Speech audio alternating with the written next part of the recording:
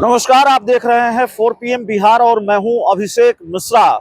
देखिए, आज कई दिनों के बाद, सरकार बनने के 4-5 दिनों के बाद मंत्रियों के बीच विभागों का बंटवारा हो गया, लेकिन एक पेच अब भी है जिसको सुलझाने में मुश्किल आ सकती है भारतीय जनता पार्टी को और नीतीश कुमार को। और आ सकती नहीं है बल्कि आ रही है। अगर नहीं आ रही होती तो वो भी हो गया होता, उस पर से भी सस्पेंस खत्म हो गया होता।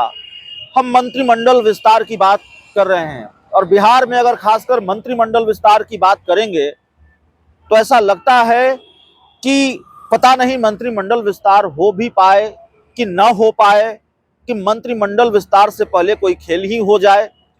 नई सरकार बनी है, फिर भी हमें ये कहना पड़ रहा है क्योंकि मंत्रिमंडल विस्तार का इतिहास कुछ ऐसा है। नीतीश कुमार जब इससे पहले भाजपा के साथ थे तो मंत्रिमंडल विस्तार की चर्चा होती थी, मंत्रिमंडल विस्तार अब हो जाएगा, तब हो जाएगा।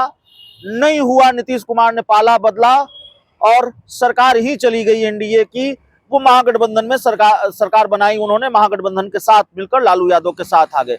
अब जब लालू यादव के साथ आ गए, इंडिया गठबंधन के साथ आ गए, तो महीनों से ये मामला लटकता रहा कि भाई मंत्रिमंडल विस्तार कब होगा।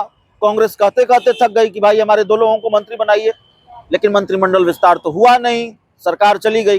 अब फिर बीजेपी की सरकार है, बीजेपी जेडीयू की सरकार है।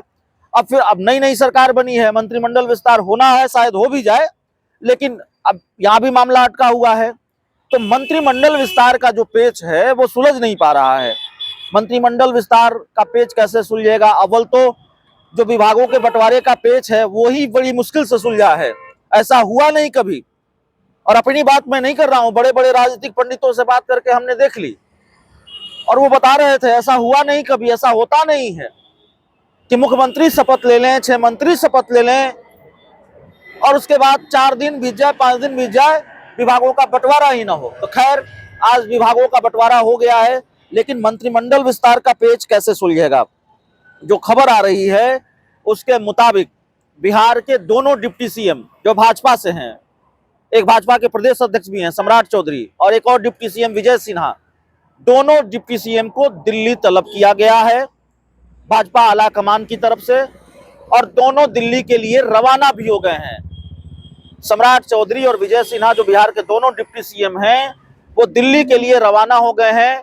अब दिल्ली में पेच सुलझेगा कैबिनेट विस्तार का। अब सुलझ भी पाएगा कि नहीं सुलझ पाएगा यह भी देखना होगा और कितनी जल्दी सुलझ पाएगा।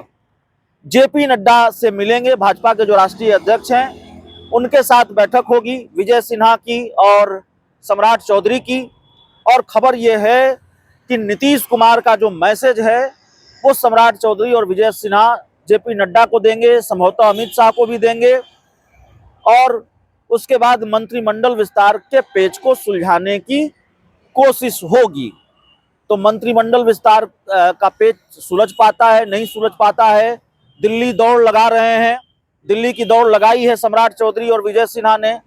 तो इससे क्या मंत्रिमंडल विस्तार का पेच सुलझाना आसान होगा? जेपी नड्डा, अमित शाह सब संभाल लेंगे या फिर ये पेच लंबा खींचेगा ठीक उसी तरह से जैसे कांग्रेस के लोगों को मंत्री बनाने के मामले में लंबा खींचा और उससे पहले जब बीजेपी और जेडीयू की सरकार थी तो मंत्रिमंडल विस्तार का पेच लंबा खींचा। तो नई सरकार है, देखना है कि मंत्रिमंडल विस्तार कब तक हो जाए। जल्दी हो जाए तो ठीक है, नहीं तो फिर मंत्रिमंडल विस्तार का इतिहास जो है बिहार की सियासत में बड़ा दिलचस्प है, जो हम आपको बता रहे थे। तो विजय सिन्हा और सम्राट चौधरी के बारे में यह भी जानकारी है कि लोकसभा चुनाव को लेकर भी चर्चा होगी बीजेपी आला कमान को लेकर, और जो पेचीदगियां हैं इस नई गठबंधन के बनने के बाद, नई सरकार बनने के बाद, उसको सुलझाने की कोशिश होगी। और जाहिर है बड़ी पेचीदगी तो मंत्रिमंडल विस्तार ही है, तो उसको सुलझाने की कोशिश होगी। लेकिन आसान नहीं है, सिर्फ बीजेपी का मामला नहीं है और नीतीश कुमार का मामला नहीं है। जीतन राम मांझी को भी 2 मंत्री पद चाहिए, उनकी पार्टी के कोटे से 2 मंत्री होने चाहिए। अभी तो संतोष सुमन ही मंत्री बने हैं जिनको 2 विभाग दिया गया है। चर्चा तो है कि 2 विभाग दिया गया है तो एक विभाग उनके एक और मंत्री को दिया जाएगा, उनकी पार्टी से एक और विधायक को मंत्री बनाया जाएगा। अब डिमांड मानी जाती है कि नहीं मानी जाती है देखना होगा, और नहीं मानी जाएगी तो फिर हम आपको बता ही चुके हैं और बार बार बता चुके हैं कि बिहार की राजनीतिक स्थिति और परिस्थिति जो है सियासत का जो समीकरण है और सत्ता में संख्या का जो गणित है वो किस तरीके का है।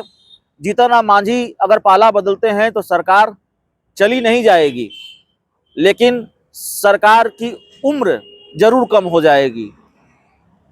बीजेपी और जेडीयू की जो सरकार है उसके लिए मुश्किल खड़ा करना आसान हो जाएगा, खेल करना आसान हो जाएगा लालू यादव के लिए, क्योंकि फिर बहुमत से संख्या सिर्फ 2 ज्यादा बचेगी।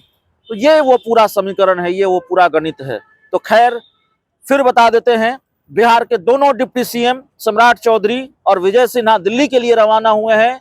मंत्रिमंडल विस्तार का पेच सुलझाने के लिए रवाना हुए हैं। अब ये पेच सुलझता है कि नहीं सुलझता है, ये देखना पड़ेगा। बहुत बहुत धन्यवाद।